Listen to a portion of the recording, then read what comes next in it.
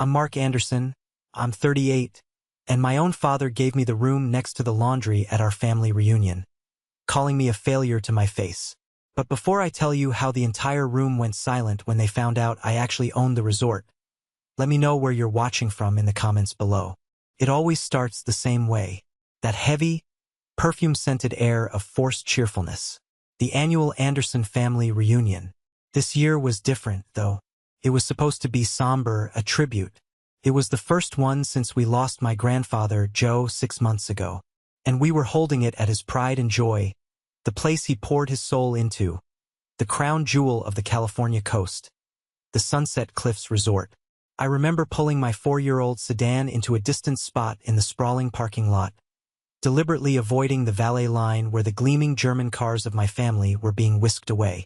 I just sat there for a minute, my hands gripping the wheel, listening to the engine tick as it cooled.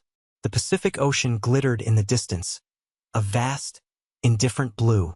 I took a deep breath, the salt air doing little to calm the familiar knot tightening in my stomach.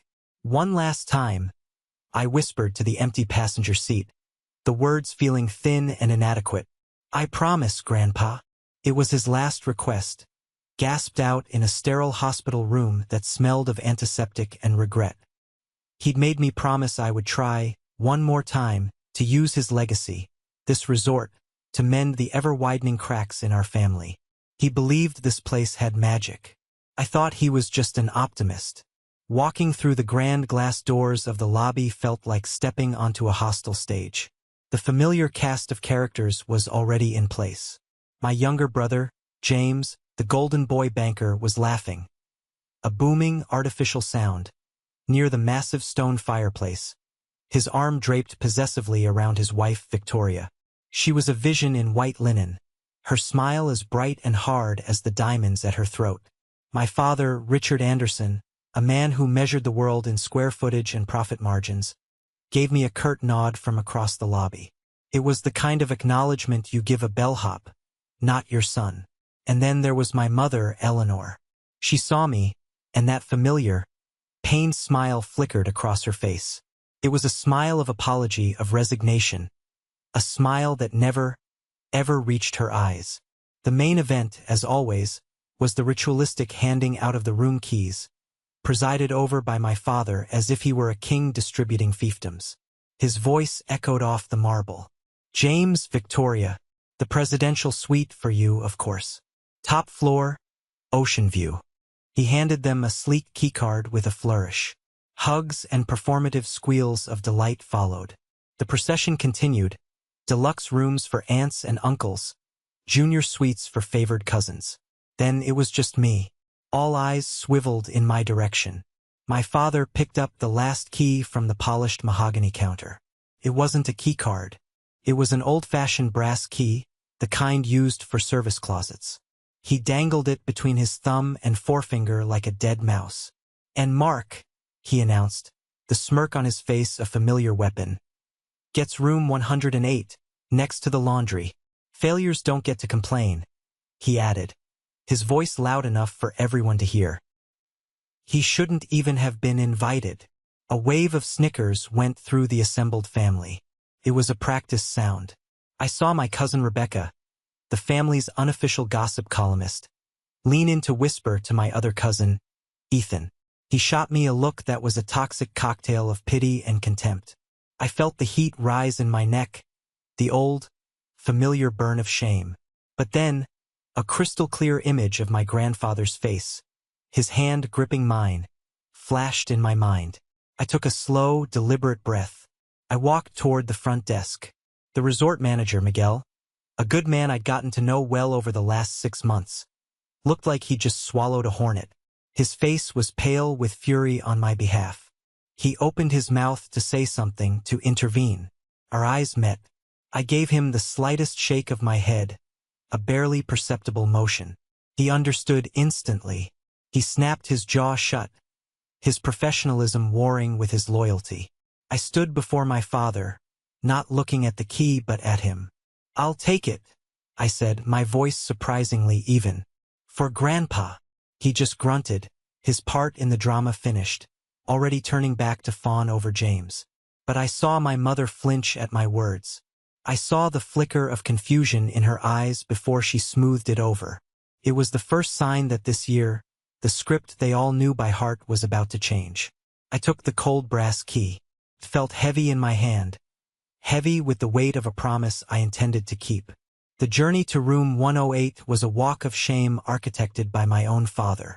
It was in a service wing I never knew existed, far from the plush carpets and gentle lighting of the guest areas. The hallway was stark, lit by humming fluorescent tubes, and the air smelled of industrial-strength cleaner. The rhythmic thump-thump-thump of the industrial dryers was a constant, mocking percussion, the soundtrack to my failure. The room was exactly what you'd expect. Small, sterile, and sad. A single bed with a thin coverlet, a small desk, and a window that offered a stunning view of a concrete retaining wall. I dropped my duffel bag on the floor. It landed with a soft thud that seemed to emphasize the room's emptiness.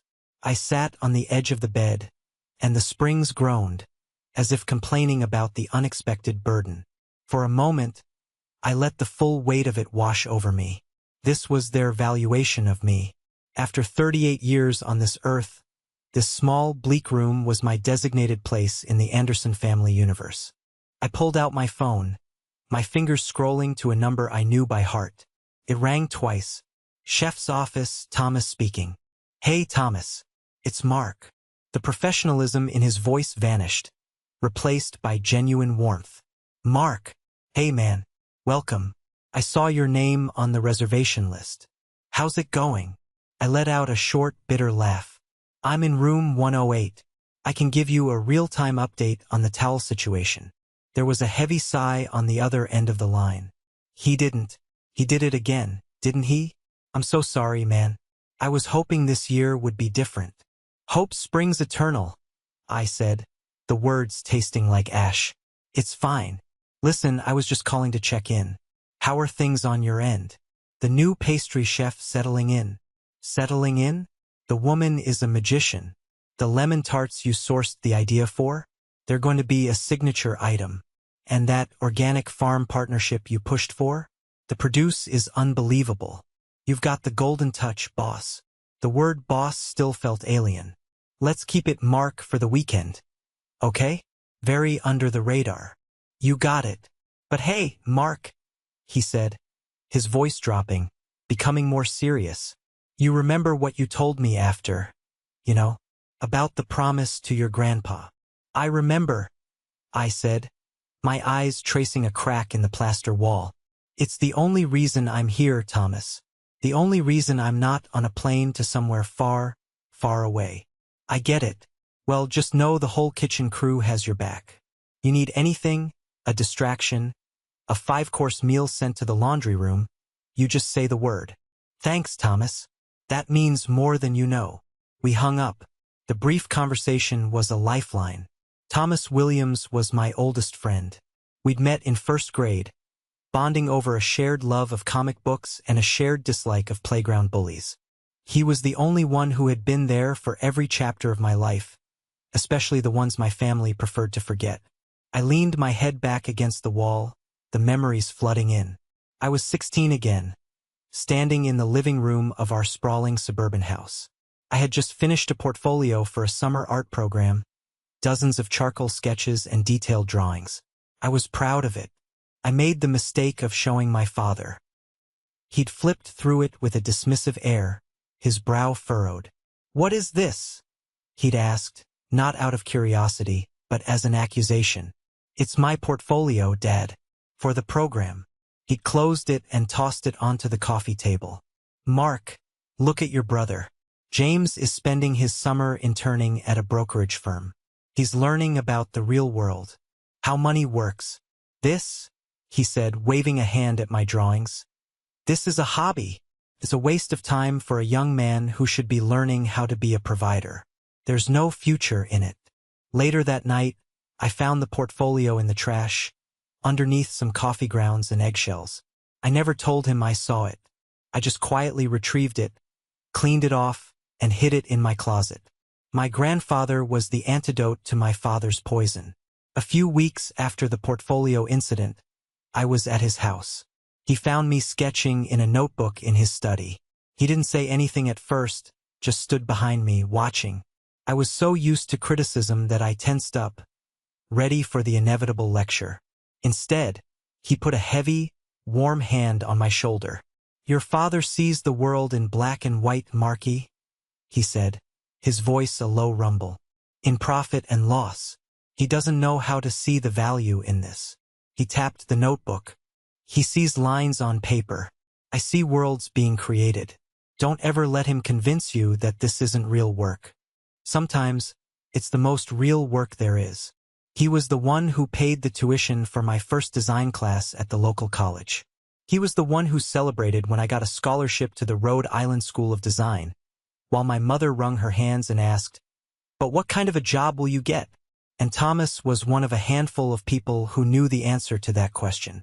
He knew that for the past 5 years, while my family imagined me living hand-to-mouth as a struggling artist, I had secretly built a design and branding agency, Innovate Design, into a quiet powerhouse.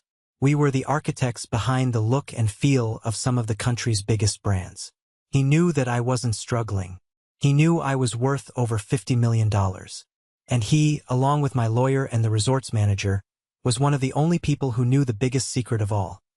That when Grandpa Joe's will was read 6 months ago, he had bypassed his own son, Richard, and his golden boy grandson, James, and left the entirety of the Sunset Cliffs resort to me. To my grandson, Mark, the lawyer had read from the will, his voice impassive. "I leave Sunset Cliffs, not just for his business sense, which is sharper than anyone in this family knows, but because he has a heart and an integrity I fear the rest of us have misplaced. I hope he can use this place to remind us all of what truly matters." With that inheritance came the personal plea, the deathbed promise. "Try, Marky. Use this place. Try to bring them back from the brink. Don't let the money be the end of us." That night, at the welcome dinner, the family play continued as scheduled. We were seated at a ridiculously long table in the resort's flagship restaurant, the Cypress Room. I was, predictably, at the very end, an island of social exile next to my cousin Ethan. Ethan was still trying to make it as an actor in Los Angeles, which meant he spent most of his time complaining about auditions and working as a caterwaiter. His envy was so thick you could cut it with a knife. My father, holding court at the head of the table, raised a glass of champagne that cost more than my first car. "To family," he boomed, "and to success. James, why don't you tell your Uncle Frank about that big merger you're handling at the bank?" James, ever the performer, launched into a self-aggrandizing story, dropping names and big numbers. Victoria, his wife, would occasionally interject with comments like, "And the bonus from that deal is what paid for our little trip to Tuscany last month." I kept quiet and ordered the simplest thing on the menu, a linguine with clam sauce. When the waiter came, my father couldn't resist. "Sticking to a budget, Mark? Sensible. Don't worry, son. James and I have got you covered tonight." The table tittered. Before I could formulate a response that wouldn't get me disowned, the kitchen doors swung open. Thomas emerged, dressed in his immaculate white chef's coat, looking every bit the commander of his culinary domain. He walked with purpose, bypassing my father, bypassing James, and came straight to my end of the table. The entire table fell silent. Conversations halted mid-sentence. Forks froze halfway to mouths. "Mr. Anderson," Thomas said, his voice pitched with a formal respect that was utterly alien to my family's treatment of me. "I just wanted to come out personally to ensure your meal is to your satisfaction. Is there anything at all I can get for you?" I looked up at my old friend, a small, genuine smile touching my lips for the first time all night. "Everything is perfect, Thomas. Thank you. My compliments on the new menu. The Sea Base is getting rave reviews." "I'm glad to hear it, sir. We're all very proud of the new direction. We couldn't have done it without your guidance." He gave a slight, almost imperceptible nod and retreated to the kitchen. The silence he left in his wake was heavy and thick with questions. James was the first to speak, his voice tight with suspicion. "Mr. Anderson, sir. Your guidance. How in the hell do you know the head chef, Mark?" I shrugged, taking a deliberate bite of my linguine. "We've crossed paths professionally, I said vaguely. Professionally? My cousin Rebecca cut in, her eyes gleaming with the thrill of a new scandal. What does that even mean? Did you design a flyer for his catering business? She let out a high-pitched, mocking laugh. I didn't bother to answer. I just kept eating my pasta. But I could feel their collective gaze on me. I saw my father frowning, a deep, calculating crease between his brows. He was trying to solve a puzzle that didn't make sense. For the first time, they weren't looking at me with pity. They were looking at me with confusion. And in the Cold War of my family, confusion was a significant step up. The first seed of doubt had been planted in the barren soil of their certainty about me. The next day, the flimsy facade of family harmony, already strained, began to tear apart at the seams. You could feel it in the air, a tension that crackled underneath the forced smiles and brittle laughter. It was a storm gathering just off the coast, and everyone could see the darkening clouds. The official family activity for the day was a golf outing at the resort's championship course. The thought of spending 4 hours in a golf cart with my father, listening to him dissect my swing while praising James's every shot, was my own personal version of hell. I politely declined. I have some work deadlines I can't push, I said over brunch. My father scoffed, loud enough for the whole table to hear. Work deadlines? Mark, your work is a hobby. What could possibly be so urgent? Are you coloring in a new logo for the local pet store? I felt my jaw tighten, but I kept my voice level. Something like that, Dad. I retreated to a quiet lounge area that overlooked the crashing waves of the Pacific, a sleek glass and chrome space that was blessedly empty.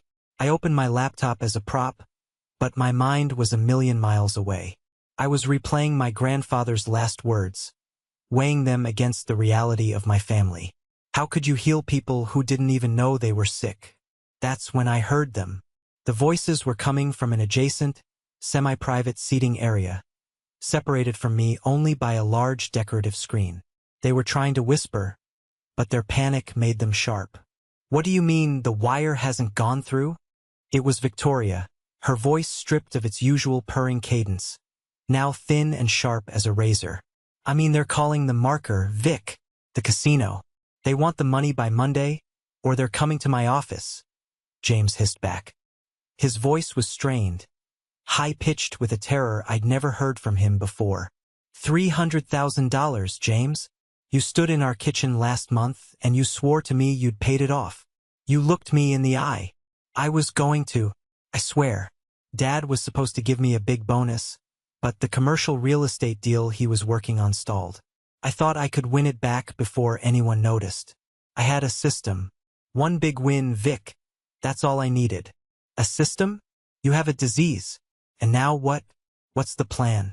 Are you going to ask Daddy for another handout? How do you explain away 300 grand? I'll figure something out. James insisted, his voice cracking. I'll tell him it's a bridge loan for a can't-miss tech investment. He'll give it to me. He always does. Does he? Victoria's voice was dripping with venom. He's not a bottomless well, James. We're sinking. This car, my jewelry, the mortgage on a house we can't afford. It's a house of cards. And you just lit a match. Their footsteps receded, leaving a ringing silence behind. I sat there, my laptop forgotten, my hands cold. $300,000 in gambling debts. This wasn't a series of bad stock tips, as Aunt Judith had believed. This was a full-blown addiction, a 5-alarm fire. And my father, the great patriarch, the man who preached financial prudence and strength, was the one holding the gasoline can, pouring fuel on his favored son's fire while letting his own brother's house burn down. The hypocrisy was a physical thing. I felt it in my throat like bile. The day continued its downward spiral. Later that afternoon, as I was walking past the main pool, I saw the next act of my public shaming unfold. My cousin Rebecca was the star of this particular show. She was holding court with a small group of aunts, her voice a conspiratorial whisper that carried easily over the water. I've figured it out, she announced, her eyes wide with her own cleverness. The reason all the staff are so formal and nice to Mark. It's not that they respect him. She paused for dramatic effect. He's working here. He must be. probably as a banquet waiter on the weekends to make ends meet. Isn't that just heartbreaking? Nearly 40 years old and still serving canapés. I watched as one of the aunts, my Aunt Carol, covered her mouth in performative sadness. Oh, the poor boy. And his grandfather always had such high hopes for him. They glanced over at me, their faces a perfect blend of pity and morbid satisfaction. They weren't just seeing a failure. They were enjoying it. It made their own, more conventional lives seem like shining successes in comparison. I didn't stop. I didn't correct them. I just kept walking, their whispers following me like a swarm of angry bees. The final blow of the day came from an unexpected source, and it was the one that cut the deepest. I was on my way back to my little hermit cell in the service wing when my cousin Ethan intercepted me. He physically blocked my path, standing there with his arms crossed, his jaw set. His usual mask of bored cynicism had been replaced by a raw, ugly anger. "Can I help you, Ethan?" I asked. "You know what your problem is, Mark?" He spat, his voice trembling with a rage that seemed too big for his body. I waited, silent. "Your problem is you're a ghost. You're a placeholder. You just float through life with this pathetic, quiet dignity, like you're better than everyone else. But you're not. You're nothing." He took a step closer, his face inches from mine. "Do you have any idea what I would have done with the chances you had? The encouragement from Grandpa Joe? He always had a blind spot for you. He would have paid for a real acting conservatory for me, not just some weekend workshop. He would have backed a film. But you, what did you do with his belief in you? You pissed it away on some little drawing hobby. You waste it.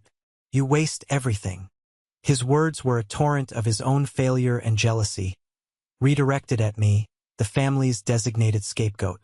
But they still found their mark, because they were sharpened on the whetstone of my father's lifelong disapproval. "At least I'm trying to do something with my life," he shouted, his voice finally cracking, drawing the attention of a passing couple. "At least I'm not a complete and utter goddamn failure." He shoved past me, his shoulder bumping mine hard, and stormed down the hall, leaving me standing there alone. The distant, rhythmic thumping of the laundry machines felt like the pounding of a gavel. Failure, failure, failure. The word echoed in the empty corridor. A verdict delivered and upheld by my entire family. That was it. That was the breaking point. Standing there in that sterile hallway, I felt something shift deep inside me. It wasn't anger, not exactly. It was a cold, hard clarity. My grandfather's promise wasn't about placating these people. It wasn't about enduring their abuse with a gentle smile. That was my mother's method, and it was a poison of its own. No, the promise was about healing the sickness. And you can't heal a disease by ignoring the symptoms. You have to diagnose it. You have to cut out the rot. My grandfather didn't leave me this resort as a blanket to comfort a wounded grandson. He left it to me as a scalpel. I turned my back on room 108. I wasn't going to spend another minute in the box they'd built for me. I walked with a new purpose, a straight line, towards the administrative wing on the top floor. It was time to stop enduring and start investigating. It was time to visit my grandfather's office. Getting to my grandfather's office required a level of authority my family had no idea I possessed. A quick, quiet call to Miguel was all it took. "Miguel, it's Mark. I need access to my grandfather's office. Now." "Of course, Mr. Anderson. It has been kept locked and untouched, precisely as you instructed after the reading of the will." "I know, but I need to go in, and I need to be completely undisturbed for the next few hours." "I will personally ensure it," he said, his voice firm. "The executive wing is quiet at this hour. No one will bother you." The office was on the top floor, a corner suite with a panoramic view of the cliffs and the endless Pacific. The moment I stepped inside, the scent hit me. The faint, lingering aroma of his cherry pipe tobacco, old books, and the sea. It was the smell of my childhood, of safety. It was a gut punch of grief and nostalgia. For a moment, I just stood there, taking it all in. The massive, dark mahogany desk, impeccably neat. The plush, worn leather chair he always sat in. The wall of books, filled not just with business texts but with histories, novels, and poetry. I could almost see him there, looking up from a ledger with a twinkle in his eye, ready with a story or a piece of advice. But I wasn't there for memories. I was on a mission, a fact-finding mission. I had to understand the full scope of the dysfunction my grandfather had tasked me with healing. I started with his filing cabinets, pulling open heavy drawers. It was a sea of mundane paperwork: tax returns, supplier contracts, old employee records. Nothing incriminating, just the meticulous records of a man who built an empire from scratch. I moved to his desk. I ran my hand over the smooth, cool wood. He once told me, "This desk has heard more truths and lies than a priest in a confessional marquee."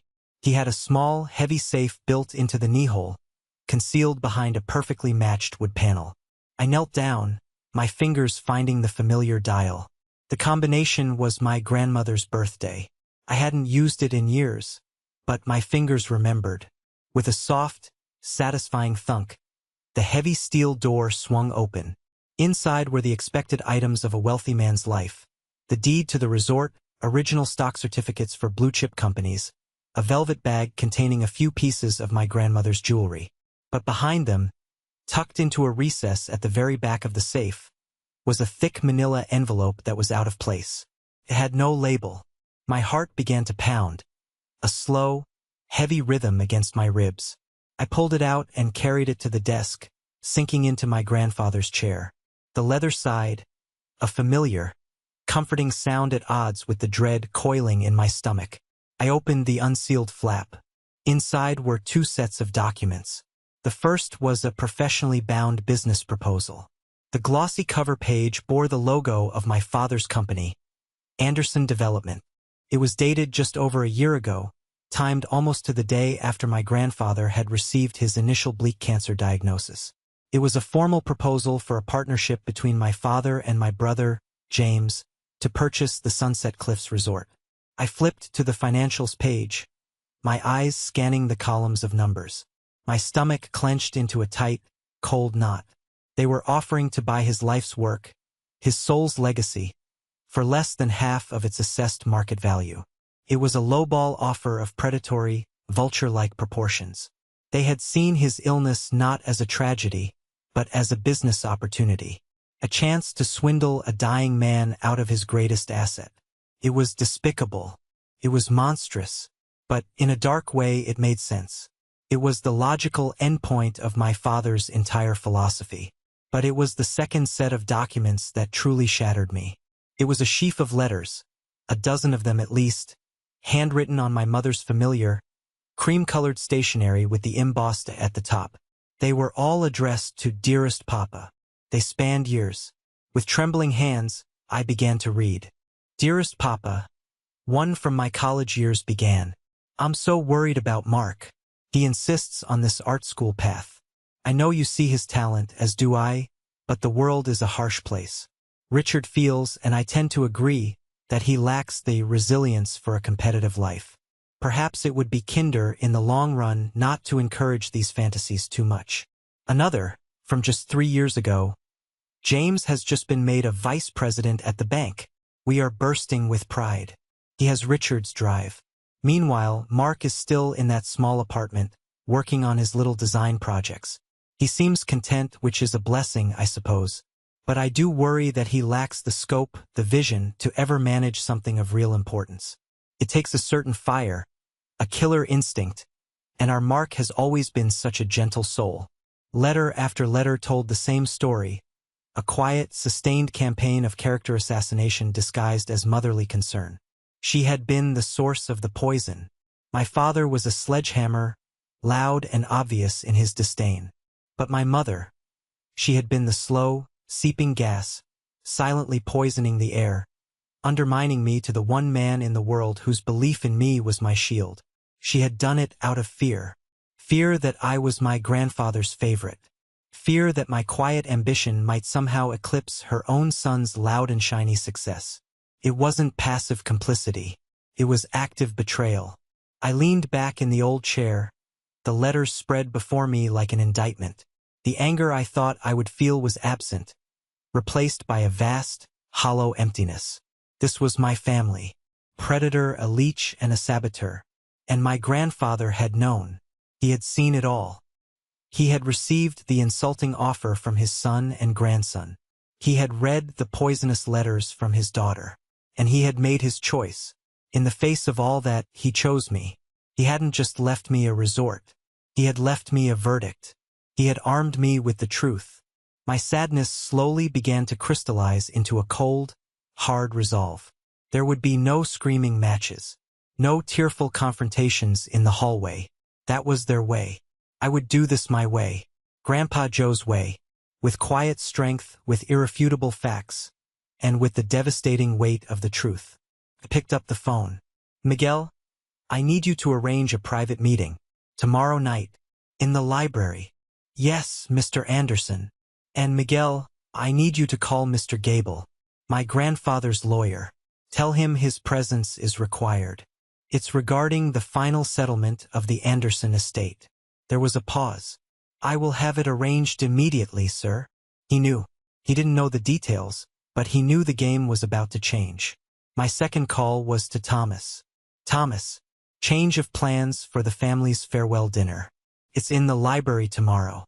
I need it to be perfect. The best of everything. I want them comfortable. I want them relaxed. Setting the stage, Mark? He asked, his voice low. I'm bringing down the curtain, I replied. The library at Sunset Cliffs was more than a room. It was a testament to my grandfather's character. The scent of aged paper and leather, the soft light from the green-shaded lamps, the sheer weight of the knowledge held on its floor-to-ceiling shelves. It was a space that demanded a certain gravity.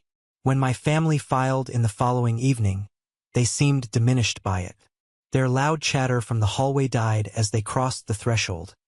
Their gaudy resort were looking cheap and out of place against the rich mahogany. My father, naturally, tried to reclaim his dominance through bluster.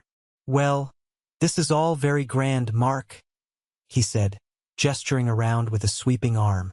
A bit somber for our last night, don't you think? What's the occasion? I felt it was time we had a serious discussion about the family's future, I said, my voice calm and even. I motioned toward the large, polished oak table in the center of the room, exquisitely set for dinner. Please sit. At the head of the table, in a wingback chair set slightly apart, sat Mr. Gable. He was a man in his late 70s, with a spine as straight as a legal ruling and eyes that missed nothing. He had been my grandfather's lawyer and confidant for nearly 50 years. His silent, stoic presence filled the room with an unspoken tension. He simply nodded at each family member as they took their seats. The dinner was a masterpiece of misdirection. Thomas and his staff moved with ghost-like efficiency, serving seared scallops, filet mignon, and decadent chocolate lava cakes. The wine, a vintage my father had commented on with admiration, flowed freely. I wanted them comfortable. I wanted their defenses down. I ate little watching them.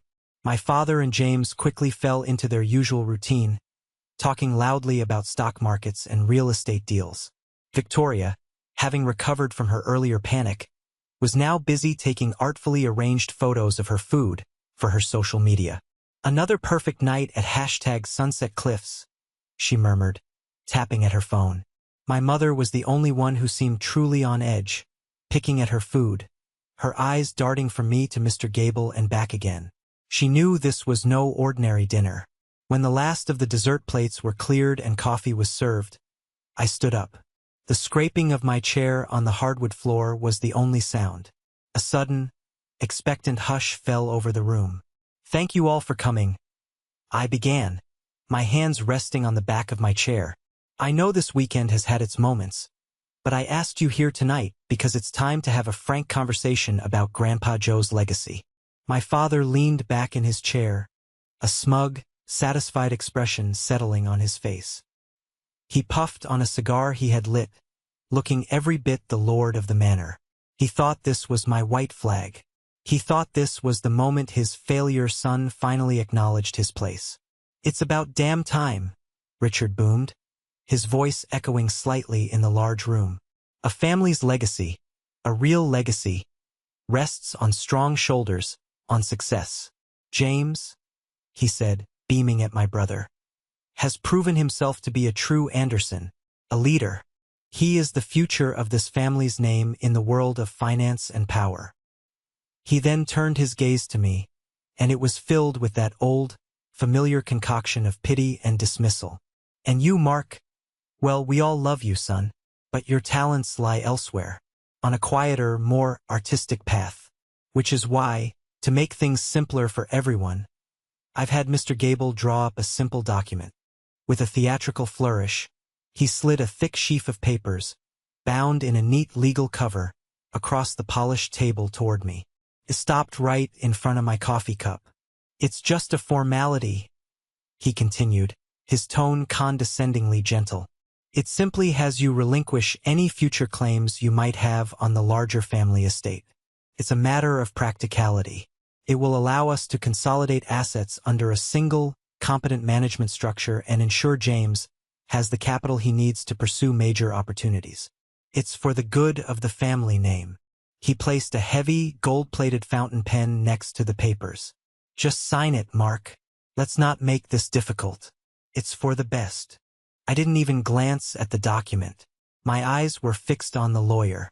I let the silence hang for a long moment, allowing my father's arrogance to fill every corner of the room. Then I spoke. My voice was quiet, but it cut through the silence like a knife. Mr. Gable, I said, my gaze never leaving the old lawyer's face. Before we discuss any new documents, perhaps you could clarify an old one for us. As the executor of my grandfather's last will and testament, could you please confirm for my family who the current legal owner of the Sunset Cliffs Resort is? The question landed like a grenade in the center of the table. Mr. Gable cleared his throat. He slowly took off his spectacles and began polishing them with a clean handkerchief. It was a deliberate, drawn-out gesture. He looked at my father, and for a fleeting second, I saw a deep sadness in his eyes. He then looked at my mother, then at James. Finally, he put his glasses back on and looked at the family as a whole. His voice, when he spoke, was dry as dust, but every word was imbued with the unshakable force of law. The sole owner of the Sunset Cliffs Resort, its properties, its businesses, and all associated holdings, as stipulated in the final, legally binding will of Joseph C. Anderson, is his grandson, Mr. Mark R. Anderson. Silence. A profound, absolute silence that was more shocking than any shout. It was a void that sucked all the air, all the sound, all the smug certainty out of the room. I watched, as if in slow motion, as the cigar dropped from my father's fingers, scattering a small explosion of gray ash on the pristine white tablecloth. The ruddy color of his face vanished, replaced by a ghastly, waxy pallor. His mouth opened and closed, but no sound emerged.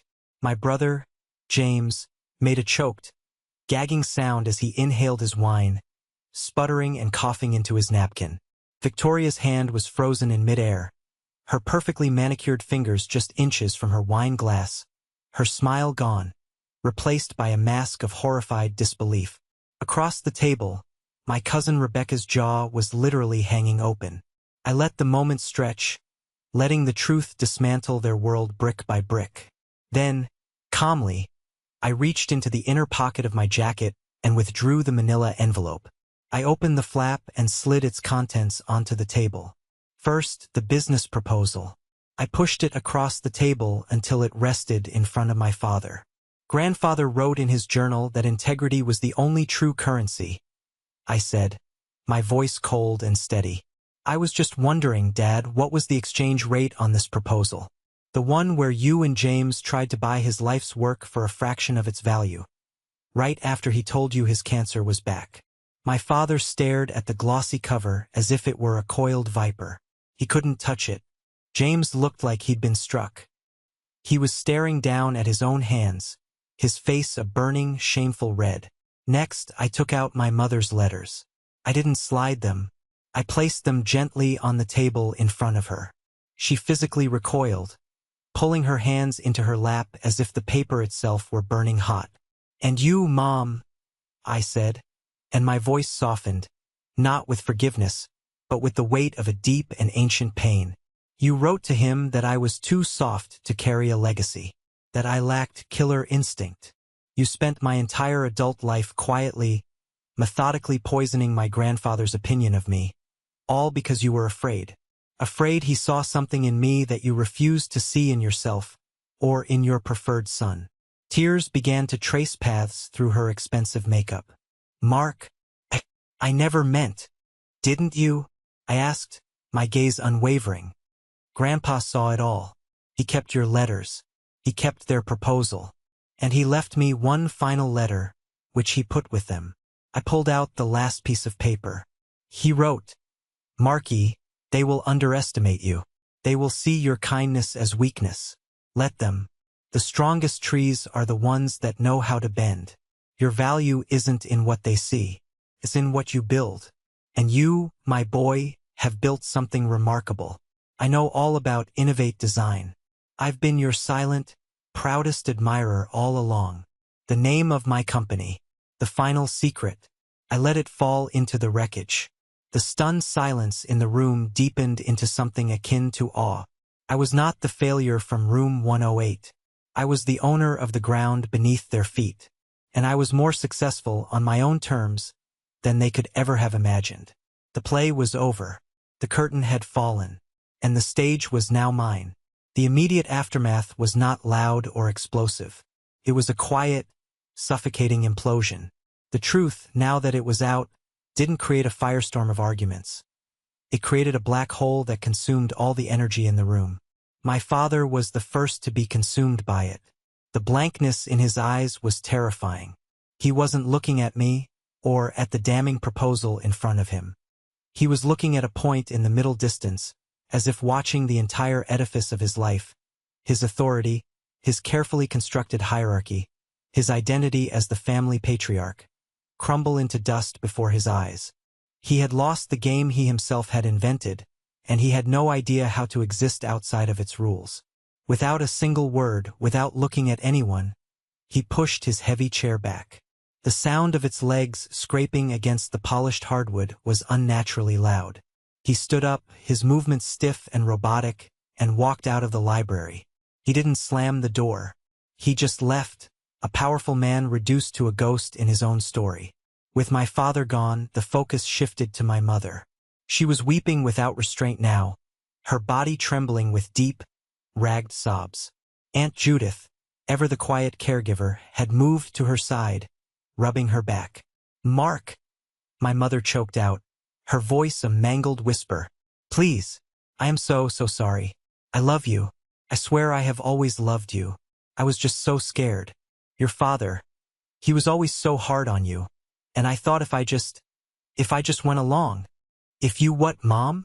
I asked, my voice devoid of heat, just a cold, weary sadness. If you made me smaller, it would make the target on my back smaller? Or if you made me smaller, it would make James look bigger? Which was it? She had no answer. She just shook her head, her face buried in her hands.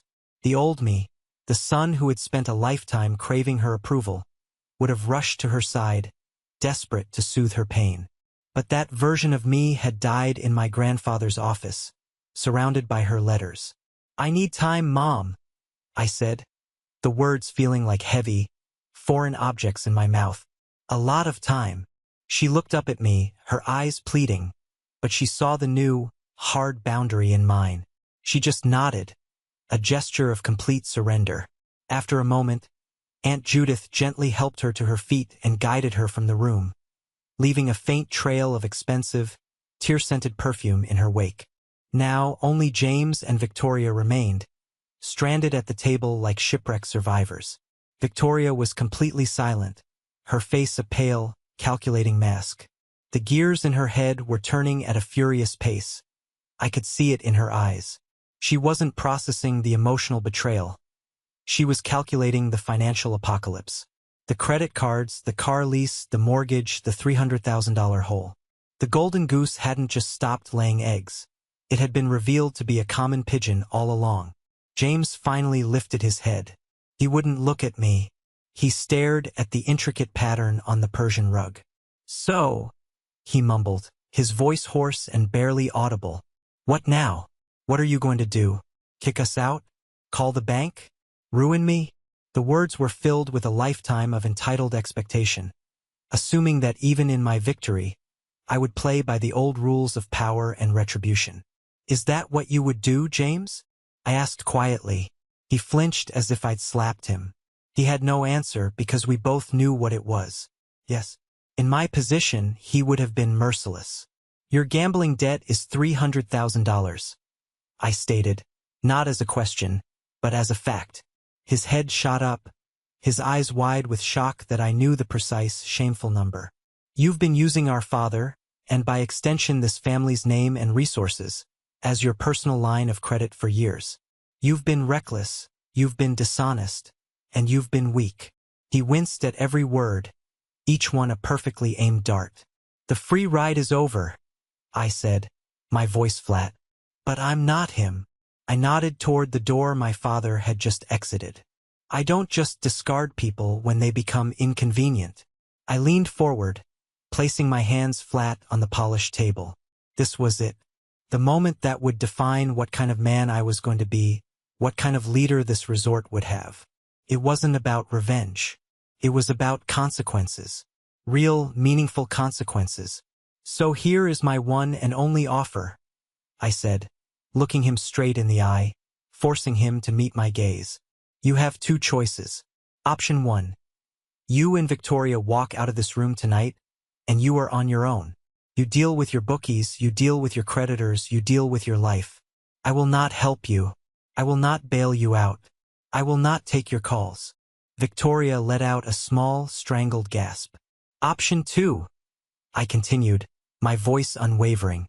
You stay, but you check out of the presidential suite tomorrow morning. On Monday, at 8 a.m., you report to the resort's head of maintenance. You will be given a uniform and a set of tools. You'll start by cleaning the grease traps in the kitchen and fixing leaky faucets. You'll work for minimum wage. You will also enroll in a certified program for gambling addiction, and I will get a report from your therapist every single week. Your entire salary after taxes will go towards a payment plan to settle your debts, which Mr. Gable and I will structure. You will learn the value of an honest day's work. You will learn what it means to be accountable. The air in the room was thick with the sheer audacity of my offer. I was offering him a path, but it was a path through hell. It's your choice, James, I finished. A clean break into a life of your own desperate making, or a long, hard road back to some semblance of integrity. Right here, from the ground up. He stared at me, his mouth slightly agape, a war of emotions playing across his face. Terror, disbelief, and underneath it all, a tiny, flickering ember of something I couldn't quite name. Was it relief? You'd really do that? He whispered. I'd give you the chance. I corrected him firmly. The rest is up to you. I pushed my own chair back and stood up, my part in this long, agonizing play finally over. I'll expect your decision by morning. I turned and walked out of the library, not looking back, leaving him and his stunned wife alone with the wreckage of their sham life, and the single, steep, and thorny path I had offered as a way out. The year that followed was a blur of deconstruction and rebuilding, both for the Sunset Cliffs Resort and for the shattered remains of the Anderson family. I poured every ounce of my energy into my grandfather's legacy. I didn't want to just be the owner. I wanted to be a worthy steward. I spent my days walking the grounds, talking to the staff, the housekeepers, the gardeners, the bellhops. I learned their names, their stories. I implemented profit sharing, improved the health insurance plan, and started a scholarship fund for their children. I took the abstract success of Innovate Design and learned how to translate it into tangible good for the community around me. The resort, which had been elegant but cold under my grandfather's later, more detached management, began to feel different. It began to feel alive, warm. It began to feel like a home. My own office wasn't the grand top-floor suite with the panoramic view. I took over room 108. I had the drab furniture replaced with a simple, functional desk and a comfortable chair, but I kept the view of the concrete wall. Every morning, I'd start my day with the muffled, rhythmic thumping of the laundry machines as my soundtrack. It was a constant, humbling reminder of where they had tried to put me and a testament to the fact that your worth is determined by your actions, not by the room others assign to you. My family, scattered by the explosion of truth, navigated the fallout in their own ways. My father, Richard, became a recluse. He sold his development company in a quiet, below-market deal and retreated into the cavernous mansion he had built as a shrine to his own ego. I drove by it once, a few months after the reunion. The immaculate landscaping was just beginning to look overgrown. The place looked sad. I visited him once on his birthday, bearing a bottle of the expensive scotch he liked. He met me at the door. He looked smaller. The booming voice had shrunk to a quiet rasp. We stood in his marble-floored foyer for 10 minutes, making awkward small talk about the weather. He never mentioned that night in the library. He never offered an apology, not even a weak one. I realized then that he was incapable of it. To apologize would be to admit his entire life's philosophy was wrong, and he would rather live in a lonely, self-imposed exile than face that truth. He wasn't redeemed.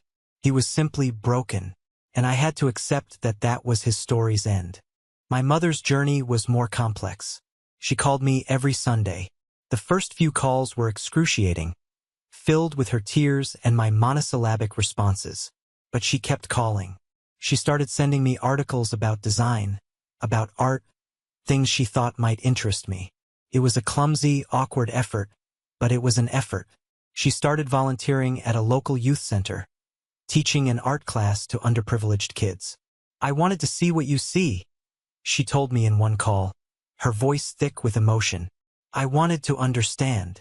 The breakthrough, if you can call it that, came nearly 8 months after the reunion. She called me, her voice unusually steady. "Mark," she said, "I need to tell you why, not as an excuse, just as the truth. All my life, I watched your father worship strength and success. He was a force of nature, and I was just carried along in his wake. When I saw how much your grandfather loved you, how he saw his own best qualities in you, his kindness, his creativity, it terrified me. It was a kind of strength your father didn't recognize, and that made it a threat. I thought if I could just keep you small in their eyes, keep you in your hobby box, that it would keep the peace. It would protect my own comfortable life. I chose my husband's approval over my son's spirit. It was a coward's choice, and I am so deeply, deeply ashamed. It didn't magically heal the wound, but it was the truth. A full, unvarnished, ugly truth. And in a strange way, it was the beginning of a new foundation. The chasm between us was still there, but for the first time, I could see the faint outline of a bridge being built, stone by painful stone. And James? To my eternal astonishment, James took the path. The hard path.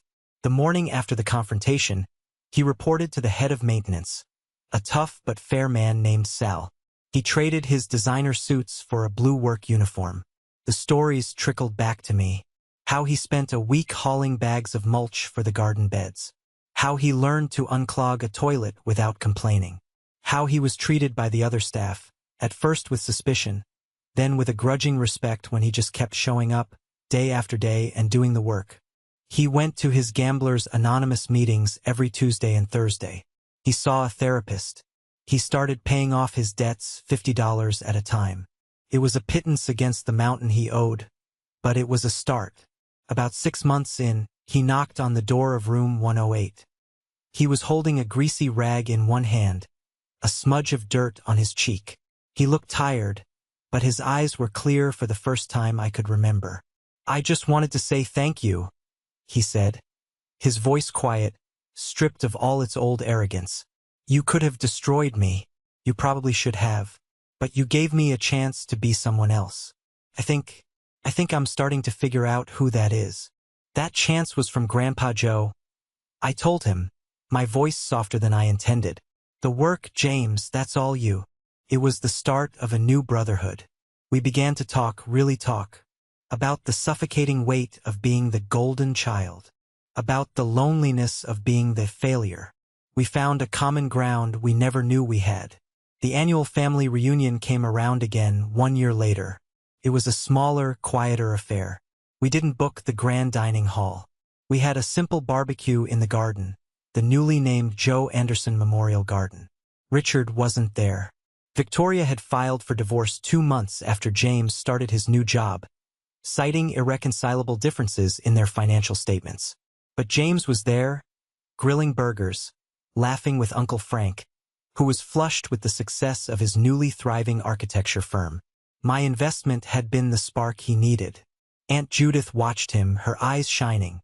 My mother was there, arranging salads on the picnic table, occasionally looking my way with a hopeful, nervous smile. It was a broken, patched-together, incomplete family. But it felt more real, more honest than it ever had before. It's been 2 years now since that fateful reunion. 2 years since the foundations of my world were shattered and rebuilt. Life has a funny way of finding a new, quieter rhythm after the storm passes. The resort is thriving, a testament to my grandfather's vision and my team's hard work. I still use room 108 as my office. Some of the senior staff find it eccentric, but the younger ones seem to get it. It's my daily reminder that leadership isn't about the view from the top. It's about remembering what it's like at the bottom. James is no longer fixing leaky faucets. He discovered he had a knack for organization and, surprisingly, for empathy. After a year in maintenance, he moved into a junior role in human resources.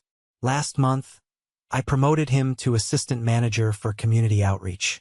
He's spearheading a new program to partner with local nonprofits. He's still paying off his debts, but he's doing it with a sense of purpose. He brought his new girlfriend, a local schoolteacher named Sarah, to the resort for dinner last week. The way she looked at him, it had nothing to do with money or status. She just saw a good man. And I realized, with a start, that that's what he was finally becoming. My relationship with my mother continues its slow, careful evolution. We have dinner once a month. Sometimes the old ghosts are in the room with us, and the silences are heavy. Other times we manage to laugh. The wound of her betrayal is a deep scar that I will carry forever, but it no longer aches with the same intensity. I've learned that forgiveness isn't a single event. It's a quiet, ongoing process.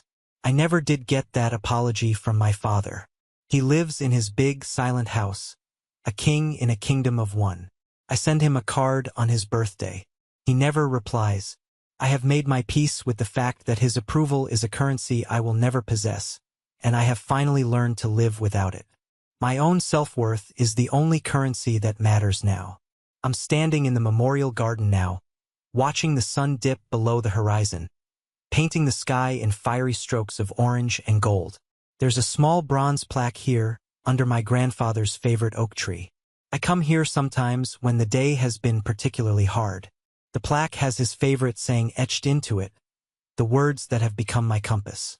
True wealth lies not in what you own, but in who you choose to become.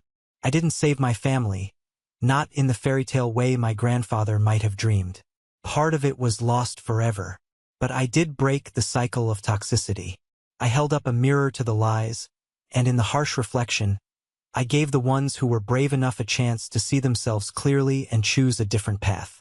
I protected my grandfather's legacy from the people who would have corrupted it, and in doing so, I finally, truly, became the man he always believed I was. Thank you for listening to my story. I hope it resonated with you in some way. Have you ever been in a situation where you had to stand up for your own truth, even when it was the hardest thing to do? Share your story in the comments below, and don't forget to like and subscribe for more content. It really does help the channel. Thank you.